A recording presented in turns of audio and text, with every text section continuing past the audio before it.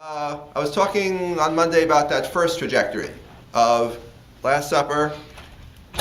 What is flashing like that?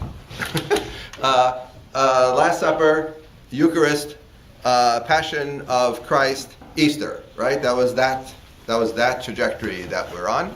And the point was that when the Christians work out a celebration of Easter, right, there is a profound memory still of the Paschal Lamb. There is a memory of the Paschal Feast still lurking behind Christian celebration of Easter. And for that, I brought you that wonderful prayer from the Book of Common Prayer. That's what we did last time.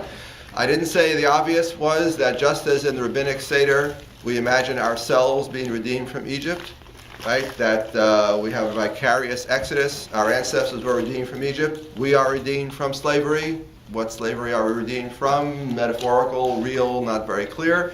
But just as we participate in their redemption, similarly for Christians, right? That this is a vicarious kind of redemption. The redemption from Egypt prefigures past event, prefigures future redemptions. The death of Christ is redemption from sin, for himself, for all humanity, for me. Okay, so we have that same sort of dynamic at work. Okay, now we're looking at trajectory number 2. Trajectory number 2, which gets us from Last Supper, from the Paschal Lamb, Last Supper, celebration of the Passover, with the words of institution, this is my blood, this is my body, and we move forward into the Eucharist, right? The formation of the Christian liturgy of the Eucharist. Here, if I understand Christian trajectory correctly, here, interestingly enough, the Passover connection is forgotten, right? The Eucharist is taken out of its Passover connection, so Easter retains its Passover connection, but the Eucharist does not. Right? And it disassociates itself from Passover in two ways in the course of Christian history, where it becomes something independent, something freestanding. One is disassociated from the festival of Easter-Passover. It becomes a ritual that can be observed at any point. Right? That already begins with Paul, who, referring to the words of institution at the Last Supper, right, Paul does not mention the obvious fact that it happens at the Paschal Lamb, at the Paschal meal. It's independent. It just seems to be floating chronologically. Later in Christianity, in Christian history, we won't see in this course, we'll see elsewhere, sorry. Later in Christian history, some Christian groups will retain baptism and Eucharist as particularly fitting rituals for Easter. The once a year will be the occasion for these things. But as Christianity goes on, the notion, the Eucharist or the communion is celebrated all the time. In fact, nowadays it's quite common. Every Sunday you can go to a church and partake of communion. There have been debates within Christian groups about how often, when, where communion should be celebrated. But the link with Easter is broken, right, and becomes just a freestanding ritual. Similarly, in the words of institution in the Gospels, Jesus is having a meal with his disciples. So the original Eucharist in the Gospel text is not just associated with Passover, it's associated with the Passover meal. And in Christian liturgy, Christian history, the link with Passover is broken, and also the link with the meal. It becomes a freestanding ritual wherein the food, the blood, wine, bread, body, right, become symbolic food. It's not part of an actual formal meal. There's some evidence that perhaps early on this was celebrated in the context of meals, and Christians do have liturgical meals, which are usually called agape feasts, right, which seem to have some sort of independent existence, because by the time you get to our friend Justin Martyr, and that's in your lecture handout, this is a paragraph I quote from Justin's Apology, not the Dialogue with Trypho. You'll not find this paragraph in Dialogue with Trypho. You'll find it in another book that Justin wrote, the First Apology, which is fine, but it's giving you the reference and passage you can look at, in which we see already it's a freestanding liturgical act. The communion has nothing to do with Passover, nothing to do with the meal. It's something done on a Sunday as a freestanding liturgical act. So here, Christian history took the Eucharist out of its Paschal context and developed it into a central ritual in the life of the church. Okay. Last big point on that, and then we can get on to Melito of Sardis. What do we Christians do when we partake of the body and blood of Christ? Well, we participate. Christ becomes in us. And at some level, we are united with Christ in such a way so that just as Christ died and was resurrected, similarly, we die and are resurrected. In other words, we Christians triumph over death. Or another way to put it, we Christians triumph over sin, because death is caused by sin. So by triumphing over death, we are triumphing over sin, partaking in the life of death of Christ. In that sense, the Eucharist is just like the Passover Seder again. It is transformative. It is vicarious. We are participating in somebody else's experience and claiming it as our own. Either our Israelite ancestors leaving Egypt or Christ. Right? We become one with them, and they become one with us. This is very clear in the Eucharistic liturgy. Is that up on the page, Eucharistic liturgy? No. Eucharistic liturgy. This is also from the Book of Common Prayer. I don't know the prehistory of this prayer, but I'm assuming, again, it is a traditional prayer. Beloved in the Lord, that's vocative. We're addressing the community. Our Savior Christ, the night before he suffered. Suffered, how do you say suffer? That's Pascha in Greek, Paschain in Greek, right? Passion, right? That's the suffering of Christ, the passion of Christ. The night before he suffered, instituted the sacrament. Can't talk about that word, that's a complicated word, but some other time. Instituted the sacrament of his body and blood as a sign and pledge of his love for the continual remembrance of the sacrifice of his death. Remembrance, that phrase is in Luke and in Paul, you remember? For the sacrifice of his death, and for spiritual sharing in his risen life. For in these holy mysteries we are made one with Christ, and Christ with us. We are made one body in him, and members one of another. That's why it's also called communion, right? Through the ritual act of the Eucharist, we become common, we become joined. We, with all Christians, one to another in the community, and we Christians with Christ. So it's transformative in a way which is eerily similar to the way the Seder is transformative. What does that mean, you ask? Don't know, but I know it's interesting. In other words, it's very hard to figure out who got what from whom, or they both have a common ritual reflex here at work, where many rituals have as their point the intention of transforming the observer. This you do in Religion 101. Talk about theory of ritual. So both the Seder and the Christian rituals, each of Easter and of the Eucharist, are all transformative in one way or another, which the observer is transformed from my mundane self, from my body, into something else or someone else. Okay, that's the end of that trajectory. That's the end of my Monday lecture. Any questions on Monday? All right. You seem docile today again. All right, hopefully you'll wake up. Okay, I'm ready to get now to lecture number 2 for this week, which is the talk about one particular text, which is an absolutely amazing text. And again, it highlights some of these key issues between Judaism and Christianity, between Jews and Christians on Passover, Christ, and so on. Our hero is Melito of Sardis, right? Somebody who I suspect you never heard of. Oh yes, can you, it's also on the, click on the W, you'll word. Melito of Sardis, someone who I suspect you never heard of either until you took this course, but that's all right. You know, like Justin Martyr, these people are significant figures in the history of Christianity, even if they're not household names, right? What can I do? Okay, Melito of Sardis, so you have a little biographical info up there on the screen. We don't know very much, we're around 180 CE. right? We are the generation or so after Justin Martyr. Justin Martyr, we think, is around 160. So Melito would be approximately a generation later, giving a lot of wiggle room because exact chronology we don't have. Where is Sardis?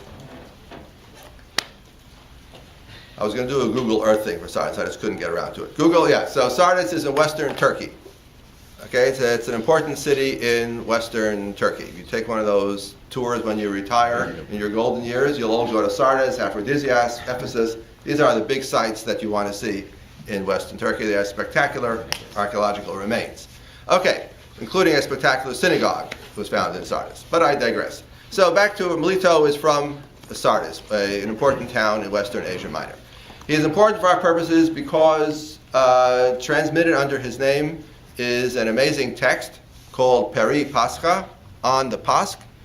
This text was only discovered in 1940, so it wasn't that long ago that this text was literally dug up out of the sands of Egypt and then reconstructed by scholars. But it is an amazing text, and it is, all scholars agree, the best exemplar of quartodecimanism. Quartodeciman. He was a quartodeciman. What is a quartodeciman?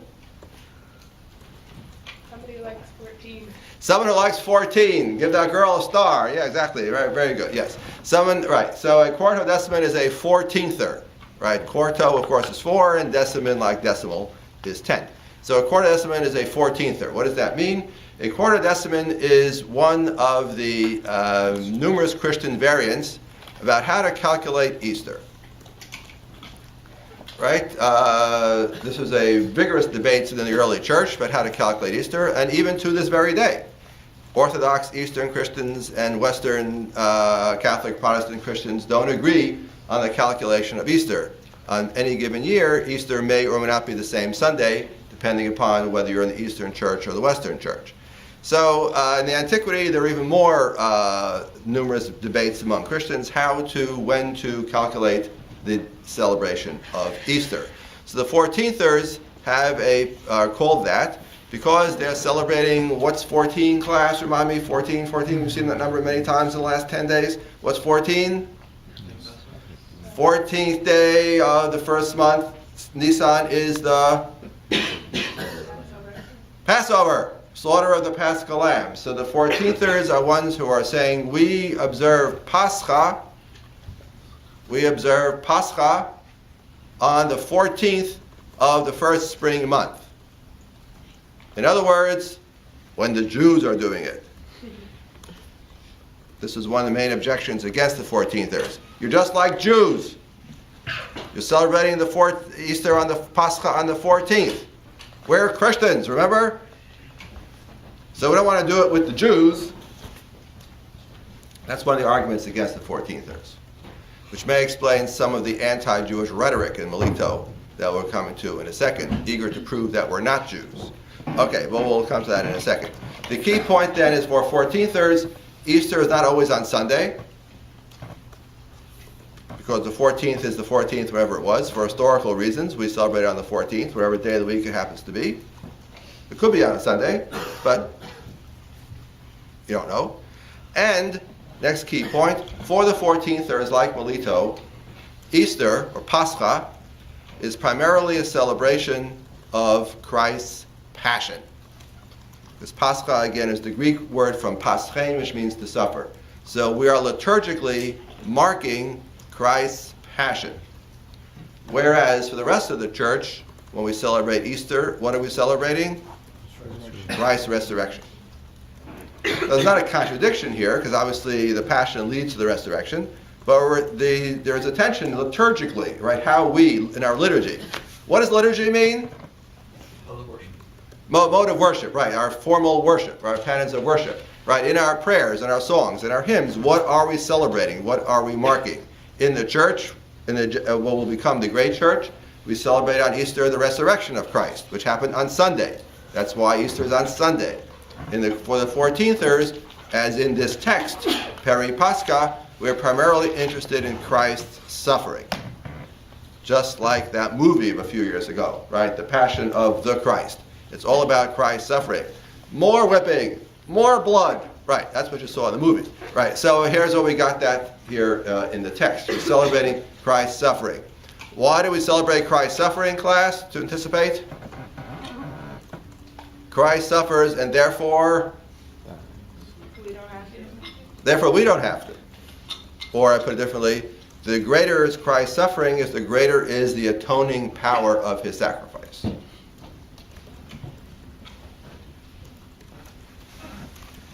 So it's not, so therefore it is Easter, but it's not exactly Easter, right? It's a certain different kind of Easter. So this, as far as we can tell, our Melito is one of these quartodecimans, even though the word does not appear anywhere in the extant fragments. This is our modern scholarly interpretation of what's going on based upon various clues, which again don't need to concern us here. But this is a representative of a different kind of Christianity from what you are used to, both in terms of chronology and in terms of liturgical focus. Okay? General questions on this? Now we can look at some specific passages and features of Melito of Sardis. No. Okay. I'll take that as everybody's in agreement with me.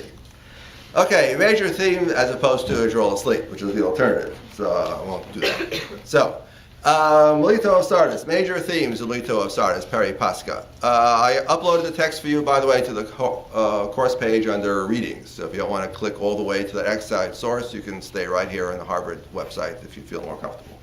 Okay, Jesus is the Paschal sacrifice. Christ is the Paschal Lamb. Where that motif we've already seen. That comes from John. Gospel of John, most famously, yes? Christ is the Paschal Lamb, right? The day, the 14th, is the day on which Christ is slaughtered, because that's the day on which the Paschal Lamb is slaughtered. Okay, we've seen that already, yes? You all knew that, right? Yes. I worry sometimes. Okay, so Justin has the same idea too. I gave you a reference to it in the last lecture notes. I didn't talk about it, but Justin has even a more remarkable text, which is to say that the Paschal Lamb put on a spit. After the lamb is slaughtered, the carcass is put on a spit and then roasted whole, right? Justin says that the image of the Paschal Lamb on the spit looks like Christ on a cross. This strains my imagination, I admit, but anyway, I read an article, someone were full of diagrams trying to figure out how a human being on a cross looks like a lamb on a spit.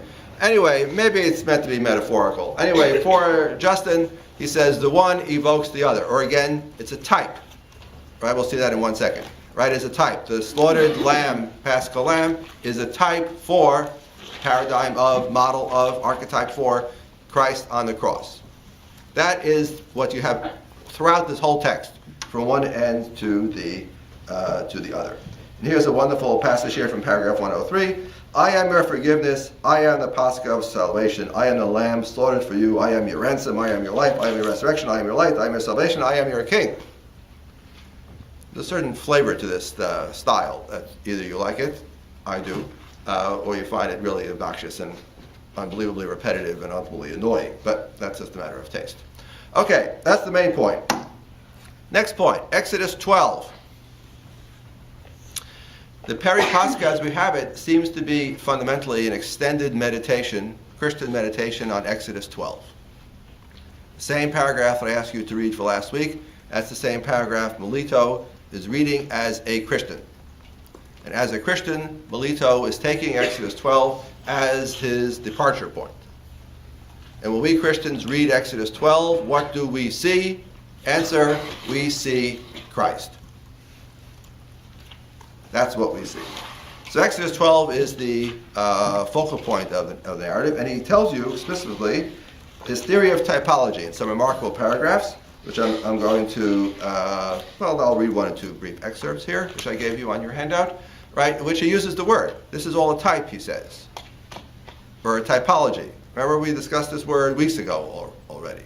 So he says the text talks about the slaughtering of the lamb, but we know that it means, or it's fulfilled, or is a model, or is an archetype, as a forerunner for what's going to come later, which is the slaughter of Christ the Lamb.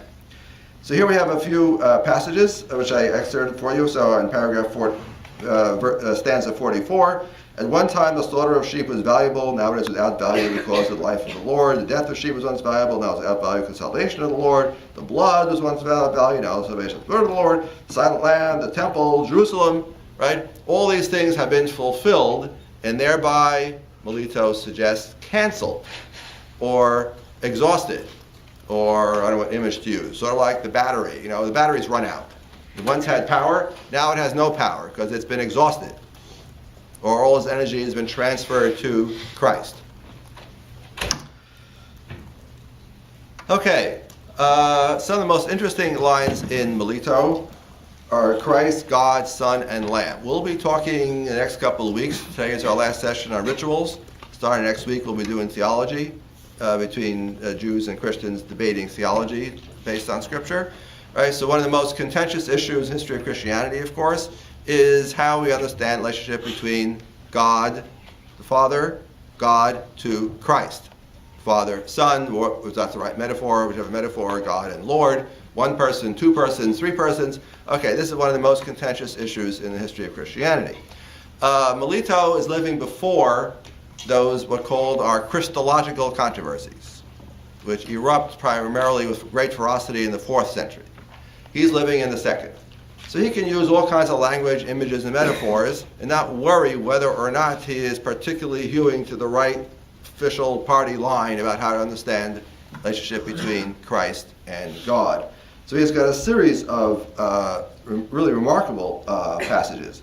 So he says, Christ is all things. Christ is the Father, Christ is the Son, Christ is the Logos, as we'll discuss next week or the week after. Logos is the power of reason, the power of speech, or one might say the mind of God, capital M, is the Logos. Often mistranslated word. It does not mean word. It means speech, reason. So Christ is the Father, Christ is the Son, Christ is the Logos, Christ is the Lamb, Christ is God, Christ is man, right? And if you object, how can Christ be all these things at the same time? Well, that's because I'm not a systematic theologian. I don't have to worry about it, Melito would say in reply. So Christ is man, etc., etc. Christ is present on the Lord. It is stanza 66. Is that the next page? Is that still up there? Stanza 66, where we have the most remarkable imagery. God put on a suffering one and comes forth a man. So there is God, and God puts on Jesus as if Jesus were a garment or a cloak, and thereby God becomes human in order to suffer on the cross. This is a standard theological dilemma. If Christ is God, then why is Christ suffering? Isn't suffering a sign of humanity? How does God suffer? Well, okay, this is a standard problem in Christian theology, where the official answer as it emerges from the great church is Christ is both fully God and fully human at the same time. Okay, we'll discuss this. That's very deep waters. We'll discuss this. Anyway, so here is stanza 66. God put on a suffering one and comes forth a man. This is the one who came from heaven to earth for the sake of the one who suffers. I don't understand how to parse exactly the relationship between God and the Father and God and the Son in this paragraph. Melito was using this imagery of putting on a garment, and I'm not sure what to do with it exactly. And has clothed himself with that very one through the womb of a virgin, and having come forth as human, he accepted the sufferings of the sufferer through his body, which was capable of suffering. And he destroyed those human sufferings by his spirit, which was incapable of dying. He killed death, which had put man to death. Love it. Not sure exactly what this means in theological terms, but liturgically this is powerful stuff, right? In which he relishes the paradox. He plays with the paradox. God, man, death, death thou shalt die, that sort of thing, right? So anyway, I just observe for the moment, paragraph 66, that middle participle in Greek, right? This is the one who came. Or has come. In Greek, it's afikomenos, which sure sounds like a word we discussed last week. Afikomen. Afikomenos is not a technical Greek word, it's just a regular old Greek middle simple participle from afiknestai. But nonetheless, there's that word, and sure looks, resonates, sounds like something else. Don't know what to do with that. Hopefully I'll come back to that at the end. Okay, now we get to the, to be honest, the ugly part. So, let's think about the logic of it. Christ is the Paschal Lamb. Who slaughters the Paschal Lamb, class? Israelites. It's a command from Exodus. Who slaughtered Christ the Paschal Lamb? That's right. The logic is inescapable. It's the Jews, or Israel speaking theologically, Jews speaking contemptuously, right? They are responsible for the slaughter of the Paschal Lamb. Again, Melito, like Justin, conveniently omits the Romans, right? You would never know that there are Romans in charge of Roman Palestina. You would never know that Pontius Pilate is the governor, and that nothing happens without the official consent of the Romans, and that it is Roman soldiers who do the deed. You would never know that from Melito, because Melito is not a lecture in history. Melito is a statement of Christian theology. And he, for Melito, as for Justin, there's absolutely no hesitation or any doubt about who bears moral responsibility. And the answer, of course, is the Jews. And here we have a particularly remarkable set of paragraphs in paragraph 74 through 77, where he argues that Israel, on the one hand, is doing what it was necessary to do. On the other hand, Israel bears moral responsibility. This is a well-known conundrum. Witty Jew replies to Christian, well, yeah, we killed Christ, but isn't that what you wanted? How would you atone for your sins if nobody killed Christ? You need Christ to suffer and die. That's how you bring atonement into the world. Without that, there would be no atonement. So you should be thankful. So what are you angry at me for killing Christ? I'm doing what had to happen according to your own theology. That's what the witty Jew says to the Christian. This is not a new argument, right? This is an argument Melito is aware of, and so is Justin in one paragraph. If you look at the end of this paragraph, same argument in Justin Dialogue 95. Go look it up. It's the same argument. So here's Melito's response to that argument. Why, O Israel, did you do this strange injustice? You dishonored the one who honored you. You held in contempt the one who held you in esteem. You denied the one who publicly acknowledged you, blah, blah, blah, blah. As ever, if you benefit, that shed as right. Nevertheless, Israel admits, paragraph 74, I killed the Lord. Why? Because it was necessary for him to die.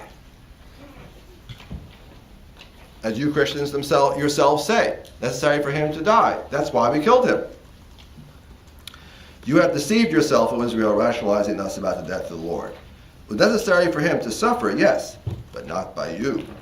Necessary for him to be dishonored, but not by you. Necessary for him to be judged, but not by you. Necessary for him to be crucified, but not by you, nor by your right hand. O Israel, you ought to have cried aloud to God with this voice, O Lord, if it is necessary for your son to suffer, and this be your will, let him suffer indeed, but not at my hands. Let him be judged by the uncircumcised. Let him be crucified by the tyrannical right hand, not by mine. In other words, Israel should have said, Jesus, why don't you go to Norway? And let the Norwegians crucify him. But Israel did not say that. Israel said, we'll do it. And that's why Israel, Jews, bear the moral blame. By the way, Jews is not the language of Melito. He's always thinking biblically. So it's Israel. Right. Israel bears the blame for the crucifixion because of their willingness to accept moral responsibility for the act. Now there's a long and complicated theological history behind this, from the Hebrew Bible, about how God uses foreign nations in order to persecute Israel. So God uses the Babylonians to destroy the temple. But then what's God going to do? He's going to turn around and destroy the Babylonians. God's going to use the Assyrians to punish the Israelites. What does he do after the Assyrians punish the Israelites? He punishes the Assyrians. And if you object to some illogic to this, well, yeah, there is some logic to this, but there's a long history of this kind of speculation about how God uses people, or how people play a role in a script written out by God controlling human events. So here Israel is scripted. Israel is doing what it needs to do. Israel kills Christ. but nonetheless, somehow it bears the moral responsibility for the deed, which is what Melito is talking about. Melito then reaches the next logical conclusion. Israel has slaughtered this Paschal lamb. Israel has slaughtered Christ. Christ is God. Christ is Son of God. Christ is Lord. Therefore, Israel has slaughtered God. That idea appears here for the first time in history of Christendom, the charge of deicide, that Israel has slaughtered God. And if you object, how is this logically possible? If it's God, how can you slaughter God? Well, once again, logic is not the right line of inquiry here, not the right mode of analysis. This is liturgy, this is theology, this is poetry. So Melito has been called the poet of deicide. The one who hung the earth and space is himself hanged. Hanged is another way of saying crucified. The one who fixed heavenly places himself impaled. The one who firmly fixed all things firmly fixed on the tree. The Lord is insulted. God has been murdered. The King of Israel has been destroyed by the right hand of God. Now, of course, when you use this kind of language in the early 21st century, one cannot forget, right, the events of the 20th. So I want to make it very clear, I am not suggesting that Melito wants to pack up Jews in boxcars and send them to Auschwitz. But I am suggesting what Melito is saying, of course, is that with the arrival of Christ, with the advent of Christianity, with the atoning power of Christ, Judaism is dead. Judaism no longer has any theological meaning or theological purpose. Israel has rejected Christ. God has rejected Israel. That's, I would argue, is what Melito's point is. For all I know, he was very nice and friendly to the Jews he met on the street in Sardis. Right, but for him, this is all a theological argument. This is on the realm of theology, not on the realm of sociology. In the realm of theology, Israel lies dead, because Israel has rejected God, God has rejected Israel, and consequently Israel has now been emptied of all theological value. Which is what we saw earlier about his typology in Exodus, reading of Exodus 12. The Paschal Lamb is fulfilled, it's over, it's done, nothing left. That's how I would read Melito of Sardis. And if you say, well, Shia, you're just trying to be ecumenical and as politically correct as you can with an extraordinarily difficult text, well, maybe. Maybe. But I would argue that's the plain implication of what Melito is doing, and it should not be read in the light of the Holocaust.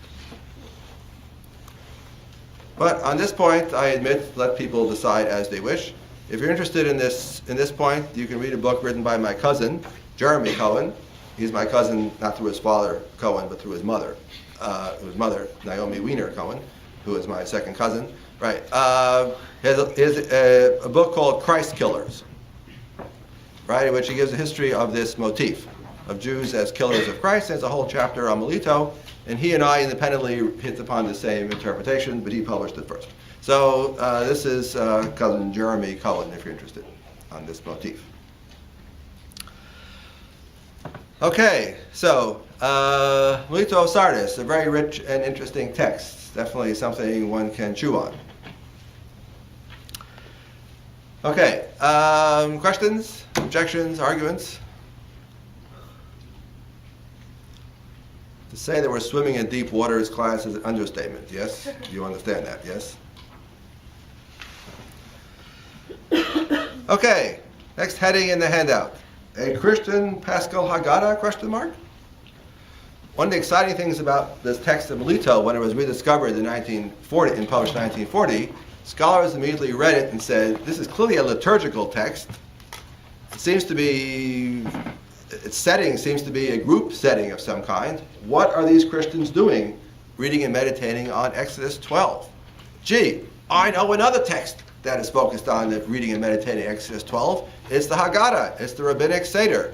Maybe we have here in Melito something like a Christian Seder. And this text is the Christian Haggadah. This idea already came out very quickly in the 1940s and was developed in some articles in the 1960s. So, what is the argument that this is a Christian Haggadah for a Christian Seder? And if so, this is really interesting. We have pro and con. Pro and con. On the pro side, this appears to be a liturgical text. I already said that. We read Exodus 12. I already said that too. Next bullet point. We follow the Mishnaic prescription.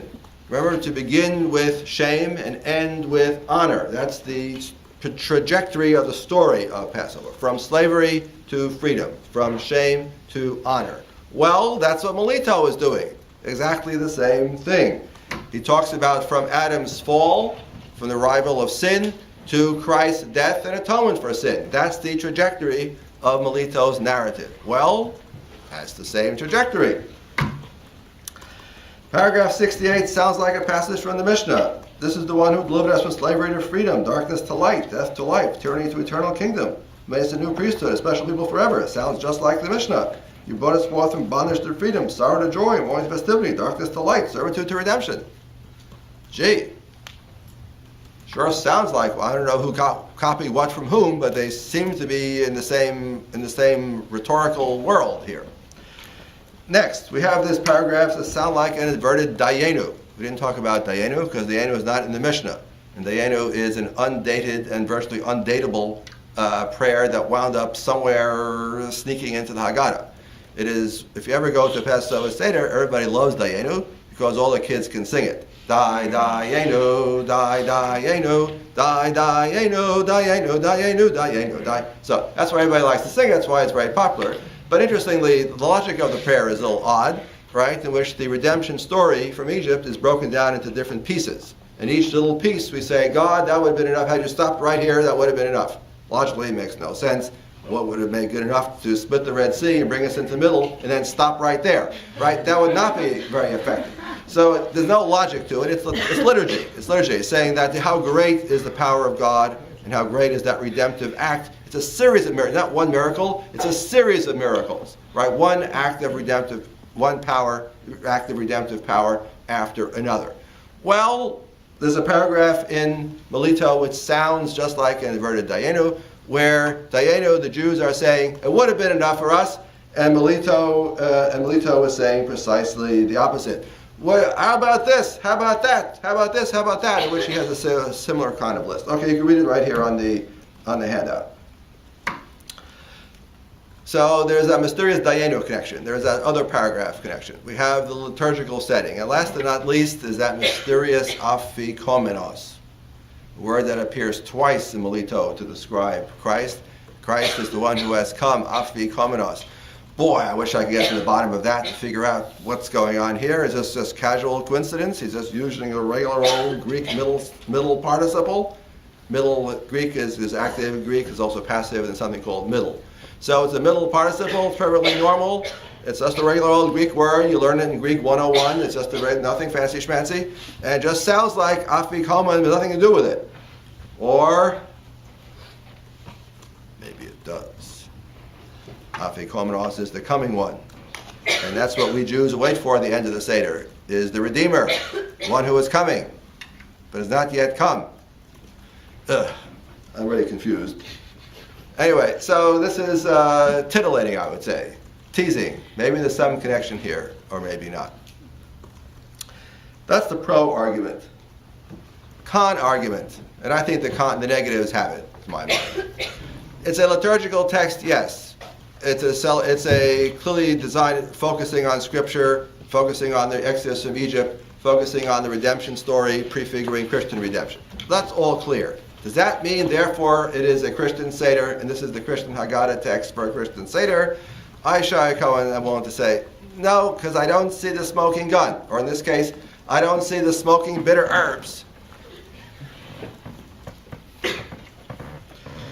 So there's no reference anywhere in the text to matzah, to bread, to wine, bitter herbs, except insofar as the Israelites themselves celebrated Passover. Exodus 12 mentions bitter herbs. But as far as when we're having bitter herbs, that's nowhere to be found. And surely, in a text like this, full of bitterness about the Israelites, I would have expected to see bitter herbs everywhere. No reference to the Eucharist, no reference to the words of institution of Christ at the Last Supper, and indeed there was no Last Supper. There's no reference to the Last Supper anywhere in the text. So I say, if this is a Christian liturgical text, it is an odd one indeed, which leaves out all the hallmarks of Christian liturgy. Therefore, I want to say it's not a Christian Seder, it's not a Christian Haggadah. It instead is a wonderfully rich passage of Christian meditation on Exodus 12, showing how Exodus 12, right, that most Jewish of passages full of ritual instructions of God to Moses to the Israelites, is at one and the same time a profoundly Christian passage when read through the mirror, through the lenses of the suffering, death, resurrection of Christ, which is what we see in Melita. So I wanted to say, in spite of those intriguing parallels, connections with the Passover Haggadah and the Mishnah Pesachim and that mysterious Afikomenos, I still don't think it adds up to a Christian Seder. But on this point too, let everyone decide, let each person decide what your sense of the text is as you read it. All right, we're going to do a Socratic quiz. I'm right on time, actually 2 minutes early. So Shurno has a question for 2 minutes. A little filler there for 2 minutes. I can go back and read the passages. If you haven't read Melito yet, it's a little long, I admit. And also, you get the point pretty quickly, and he seems to be repetitive. But again, it's poetry, it's liturgy. Go with it. Surrender yourself to it. It has power, even if by the time you get to the end, it's actually a shocking text. Okay, that's it. Oh, Brandon. Yeah, would you say that Melito is like, he's more looking at the John's version of Yes. As we've already discussed, John's theology of the Paschal Lamb triumphs everywhere. Everybody's got it. Okay. Right. Christ is the Paschal Lamb is such a powerful image that everybody's got it. Even if you also believe that Christ instituted the Eucharist at the Last Supper, which is illogical, but you put both together. Okay. Right. So Melito leaves out the words of institution, leaves out the Eucharist, leaves out the Last Supper. Okay. Right. Right. Fair But okay. So he's working with John.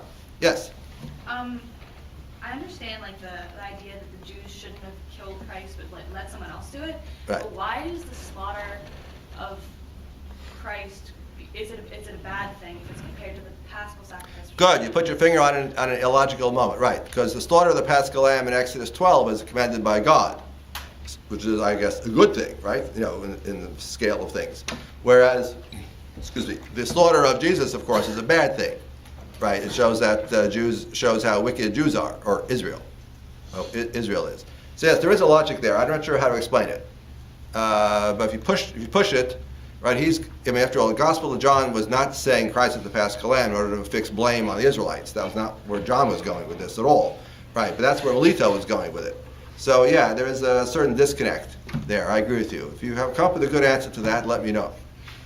I have Yes. a question about the Afikoman thing. So Yes. we talked about, when we first talked about this, you said at first it meant the Afikoman was something Jews didn't do? Like it was That's what the Mishnah says. We don't end the Paschal meal with Afikoman. Yeah. And so in that sense, it was meant to mean like after dinner entertainment. Entertainment, drinks, food, yes, exactly. So do you, is it believable that this was probably written before Afikoman was interpreted as that hidden piece of Good point. Yeah, if I had time, I would pursue the matter. Right. So again, the idea that Afikoman is something that we await and look for expectantly at the end, Yeah. namely a piece of matzah. Right. That, of course, is only found in the 13th, tested only in the 13th century and beyond. Yeah. So to make this connection pregnant or really rich, you'd have to say no, that idea of Afikoman is already old and already was interpreted symbolically already back in ancient times. And Melito, and that is playing a riff on that, or the rabbis are playing a riff on this idea of the matzah of the end of days. Who'll come at the end of the meal, will be fully revealed, and then come and redeem us. Right? You have to argue that that series of associations is already around in antiquity. Now that's tough. If you're a hard-blooded, hard-nosed historian, cold-blooded, hard-nosed historian, like me, you would say, 1,000 years is a long time. I don't see until the 13th century, and the text comes from Rome. I don't know how you're going to get back to 2nd and 3rd century Asia Minor, Roman Palestine. I don't see it. However, other people will say, no, surely it was there. Surely. But you're right, you put your finger on a problem. So maybe it is also all idle coincidence and we're making much out of nothing. He's just talking Greek and he uses this word twice. All right? That's good point. Yes, Harry? Is there a history of this liturgy of Melito actually being used? No. Remember, until 1940, this text was not known. So his Quartodecimans lost out. After all, the great church does not celebrate Easter on the 14th day of the spring month. It celebrates Easter on, by its own calculations, on Sunday. And I guess the second question would be, if you're implying this connection between the Afikomen of the Jews and the Afikomen of the Christians, and they're so similar, then who's taking from who? Whom? Yes, who's taking from whom? Excellent question. In the old days, scholars used to say all the time, Jews are always influencing, Christians are always receiving. In the last 20 years, the scholarly pendulum has swung. Now the tendency is to see all of Rabbinic Judaism as somehow a reaction to, a response to, in fact, the borrowing from early Christianity. Or Christianity plays a formative role in the shaping of Rabbinic Judaism. That's the trend for the last 20 years or so.